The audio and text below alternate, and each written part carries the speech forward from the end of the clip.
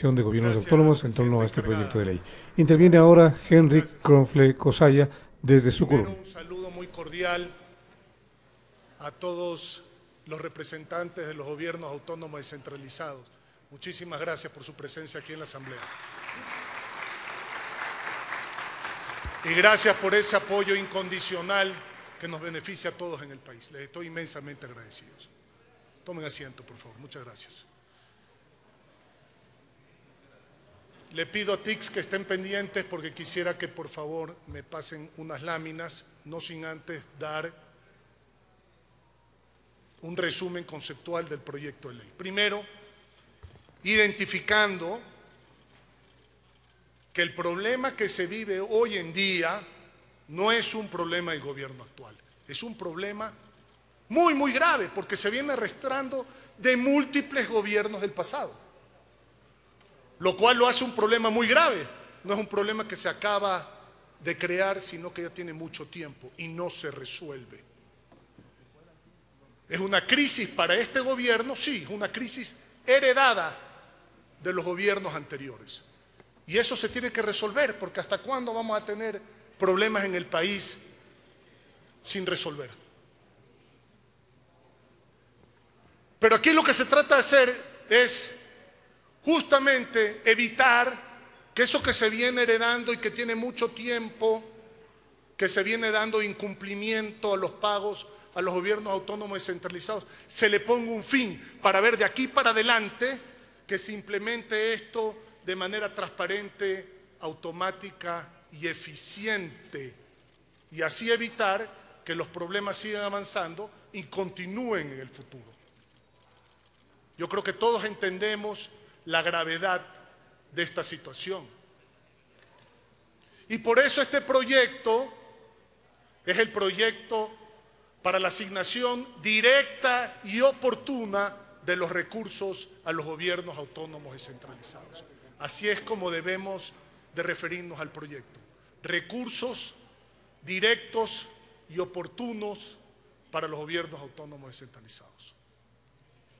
¿Qué es lo que busca este proyecto? Voy a sintetizarlo en 4 ejes. El primero, la operatividad al futuro.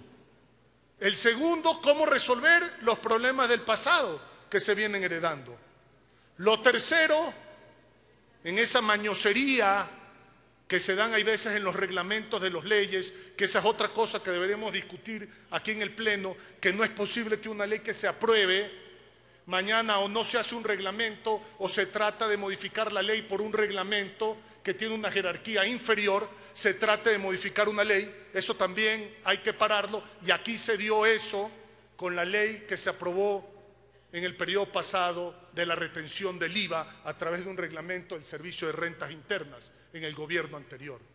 Y lo cuarto son las sanciones que deben de existir en caso de incumplimiento de la ley. Esos son los 4 ejes. Les ruego las láminas, por favor, para poder explicar esto de manera gráfica. Siguiente lámina, por favor. Siguiente lámina, por favor. 6 artículos, una disposición general y 3 disposiciones transitorias es lo que tiene este proyecto de ley. Siguiente lámina, por favor. El objetivo: asignación directa, automática y oportuna de los ingresos permanentes y no permanentes a los gobiernos autónomos descentralizados. Así los GATS contarán con sus recursos a tiempo para ejecutar su plan de campaña y brindar servicios de calidad a los ciudadanos. No hay gobiernos más cercanos a los ciudadanos que los gobiernos autónomos descentralizados.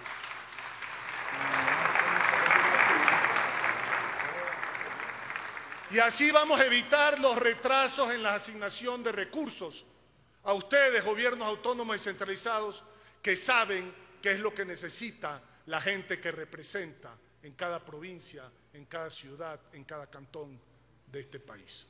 Siguiente lámina, por favor. Aquí está el procedimiento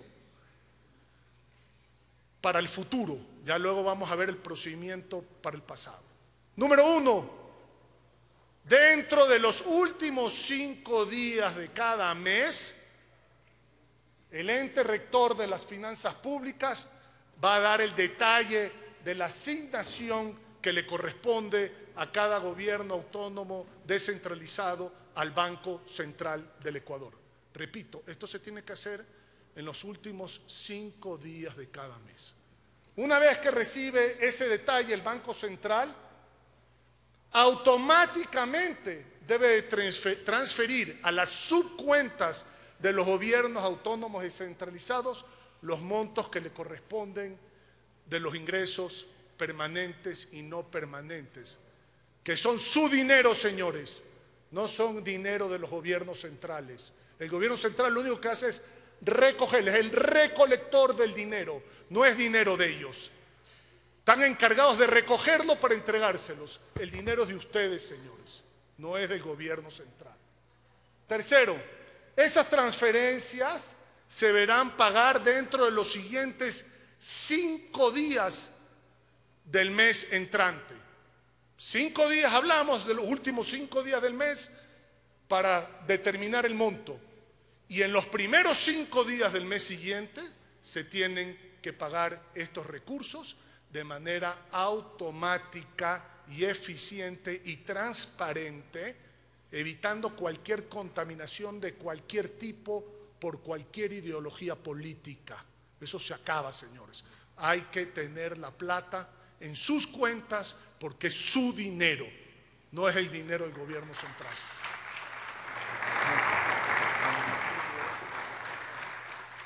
¿Qué pasa si no tienen los montos exactos los últimos 5 días del mes? Si no hay esos montos exactos, se va a pagar conforme a lo que se pagó el mes anterior, es decir, conforme al último pago.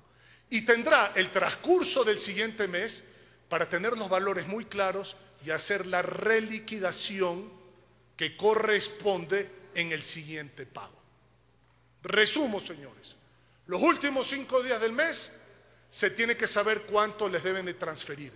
Los primeros 5 días del mes siguiente se tiene que transferir la plata desde el Banco Central a las subcuentas de manera automática y transparente, a las subcuentas de cada uno de los gobiernos autónomos descentralizados.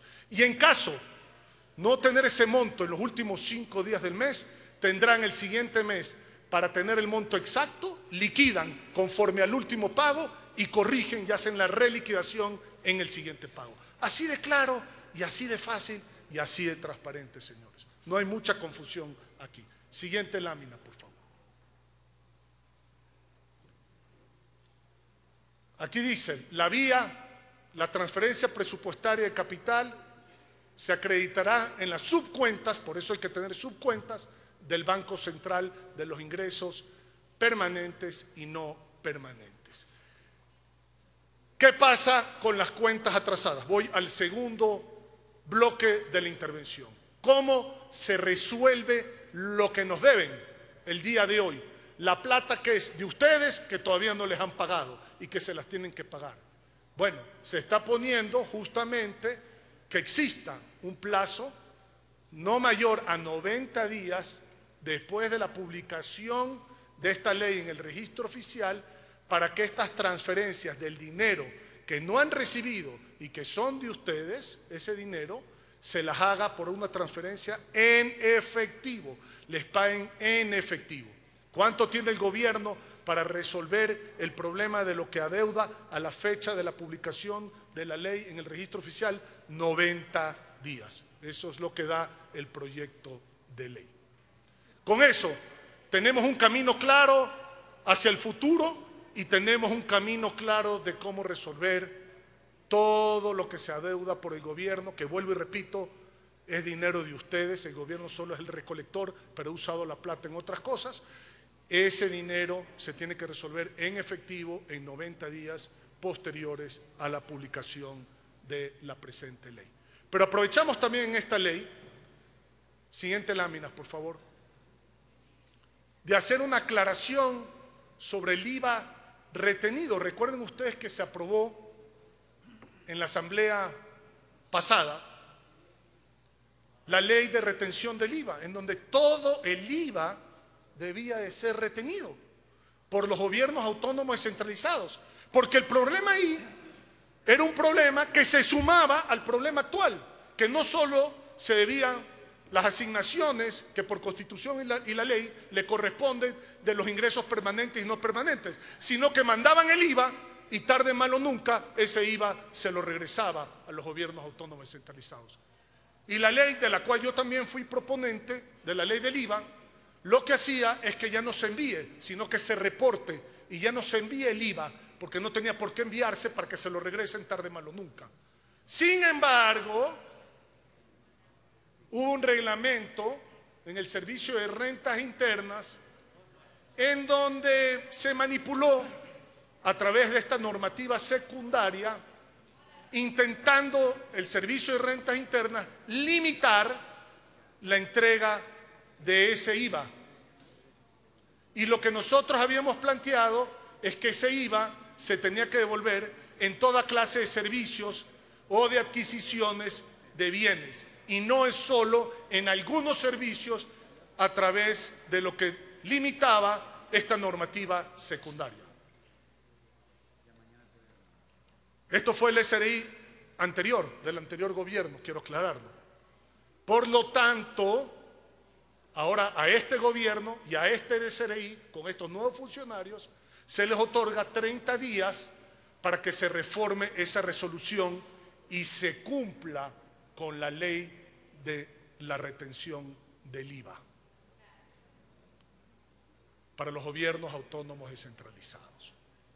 Con eso se deja absolutamente claro al SRI que aquí no puede haber manipulaciones a través de normativas secundarias de una ley, que parece, dicho sea de paso, que se está haciendo costumbre en el Ecuador, que aquí nosotros los legisladores sancionamos una ley y resulta que en la normativa secundaria, a través de reglamentos, se quiere modificar no solo la aplicación de la ley, sino el sentido mismo de la ley.